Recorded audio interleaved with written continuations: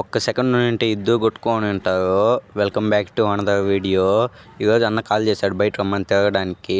సరే ఇంకలా వచ్చారు వాళ్ళు కూడా. మన కోసం వచ్చినప్పుడు వాళ్ళని జాగ్రత్తగా చూసుకొని పంపించాలి కాబట్టి మన కోసం ఒకడు వచ్చాడు. వీడేవాడు వీడి బైక్ ఎత్తుకొని వెళ్ళాడు. వీడు పాపం చూడండి వెనకాల అచ్చు కొట్టుకుంటా ఉన్నాడు. ఇప్పుడు కలిసినాం మేమిద్దరు.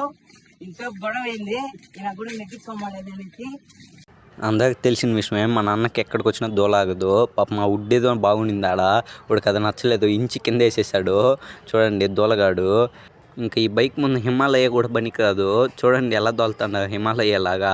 ఇంక హిమాలయ ఏం చేయాలి దీని ముందర ఎలా దోలుతున్నారు చూడండి.